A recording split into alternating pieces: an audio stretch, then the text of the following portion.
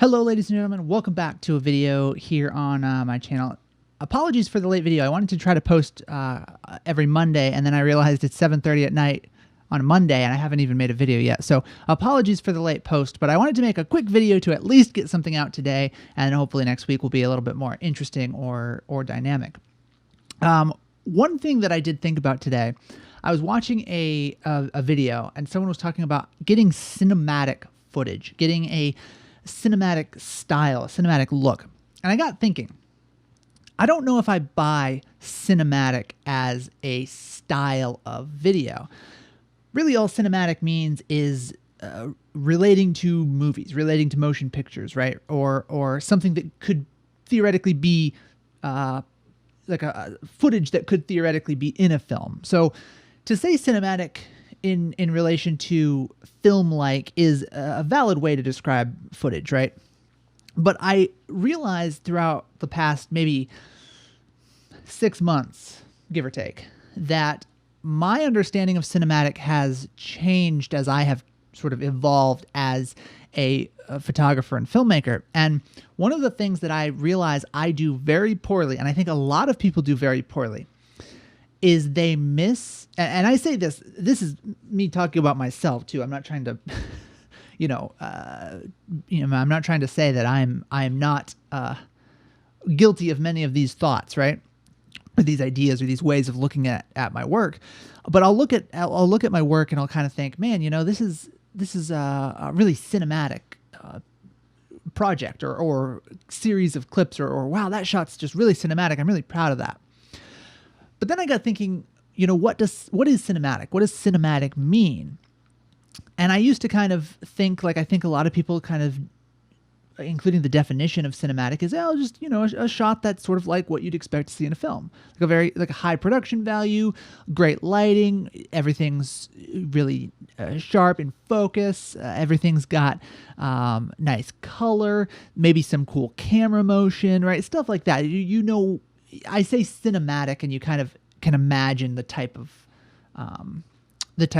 footage I'm talking about, right? But I realized something that I think is a very pivotal realization, and that is that really there is no such thing as cinematic. There is no such thing as video or film that is like what you would see in a movie, because everything that you see in a movie is dictated by one very specific thing, and that's the story, the narrative, right? And I think a lot of times I misinterpret technical and artistic value with narrative value. And I think that's a big realization, because so often in the sort of corporate documentary, low budget world that I work in, much of what I am doing is dictated on the constraints that I have either in the budget or the location. There's practical considerations to take into account. Maybe I want to use a 30 millimeter or a 35 millimeter lens, but there's no way to make that work with the time, budget, and location constraints that we have. So we have to use a 50 millimeter lens, or maybe I want to use a longer lens, so you have to use a wider lens. And I'm not trying to say that those are not valid considerations when making a film or putting together a project, right? Of course, the practical exists in the world. We have to adhere to the limitations that we have. But one thing I have noticed is that more and more I am appreciating that what I once would have called cinematic, because it's technically and artistically very, maybe advanced isn't the word, but it's a very technical, very artistic shot. But when I look at it objectively, I realize there's not much narrative value to it. And I realize the importance of asking yourself questions like, why are you moving the camera? Why are you shooting in slow motion? Why are you shooting this way? Why are you shooting that way? Why are you shooting on a 35? Why are you shooting on full frame versus crop, right? Is this a full frame, 35 millimeter full frame shot versus a super 35 shot? All of these things to ask yourself, and there's a technical answer, or what I would call a practical answer, and then there's a narrative answer. And I think the meeting point of those two extremes in many cases can really lend itself to some really phenomenal filmmaking, some really phenomenal projects, and some shots that are both cinematic in the sense of they look very cool and very nice, but are also very much in service of the story and very narrative in nature.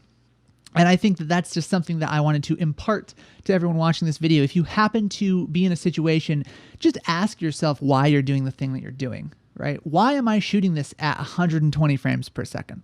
Why? What's the reason for it? Because it looks cool? I mean, that's a valid reason, but it might not be a narrative reason. But then you can go a step further. You can say, okay, well, I'm shooting this in 120 frames per second because it's going to look cool. I know that there's no narrative reason for it, but it's going to look cool. So who cares? And I would agree. If it's going to look cool, why not? Do it. But just go that little extra step. And I've found that this has helped me out a lot in thinking about the types of shots I'm getting. If you take it one step further and ask yourself, well, I'm shooting this in 120, and I'm using 120 frames per second as an example. Of course, you can use this with lens selection. You can use this with camera selection, lighting, all of the things, right? If you take it one step further and you think, okay, well, what about, so 120 frames per second is going to look cool, right? What if I don't have any narrative, the frame rate's not going to affect the narrative one way or the other? Well, then I guess it's up to you. If it's going to look cool, it's going to look cool. But what if the narrative is going to be, what if the narrative is going to be served better at a different frame rate? Or perhaps the story can be told in a way that you didn't think about because you were so focused on shooting at 120 frames per second because it was going to look cool. But then you realize, well, actually, the story that I'm trying to tell might actually be better at 24 frames per second. And people will, of course, argue, well, you can slow the footage down. But yeah, this is just an example. Right? I'm just trying to get you thinking about how you look at the difference between the practical, technical side of filmmaking and the very, very esoteric, hard to nail down narrative side of filmmaking, right? And I really think that's what separates really good filmmakers and great filmmakers, to be completely honest. I think the big difference is that the really good filmmakers are really good at making shots that look amazing. But the great filmmakers are the ones that can make amazing shots, but more importantly, that those amazing shots are in service of the narrative. They're there to help propel the story that particular person is trying to tell. And I think that is something that I have really tried to focus on. And of course, in my work, there are huge budgetary and practical restrictions on what I can and can't do. I can't just go buy $100,000 in lighting equipment and rig up a whole thing and make it, whatever. But if I think about it, if I try to really get to the essence of what the story is that I'm trying to tell, it does inform the technical and practical application of what I'm doing. I do choose lenses more so based on a narrative perspective. I do choose lighting based on more of a narrative perspective. And I think that when you're working inside that cocoon of, okay, how am I going to tell the story? How am I going to tell the story? How am I going to tell the story? What shot is going to tell the story the best? How am I going to serve this narrative? How am I going to move the story forward with my cinematography? Well, now when you're within that realm, now you can play around with the technical and artistic stuff, and that's when you get really great cinema, right? When the marriage of practical and narrative come together, and you can create amazing, stunning, beautiful, technically incredible shots that are also first and foremost narrative shots. Hope that wasn't too much of a ramble for you guys. Just some thoughts about thinking about filmmaking differently, thinking about it more from a narrative side and less from a technical side. Of course, the technical matters, and we have, as filmmakers, there's a lot of technical knowledge you have to have. But perhaps more important than that is the very thorough understanding of what you're trying to convey to the audience. What's the message? What's the story? And really then becomes the thing that informs everything else as you progress through the project. So it's something that I'm trying to work on. It's something that I think about a lot, and trying to put the narrative first and then back it up with technical and artistic knowledge. And I really think that just by sort of thinking that way, I have opened myself up to shooting things in a way that maybe I would not have before. And I think that it really has helped me develop my style and my voice within filmmaking. So hopefully that was in some way, shape, or form interesting or helpful to someone out there. Again, this is a really ragtag video. I just kind of threw it together because I realized, oh no, it's late and I haven't made a video yet. I better do this.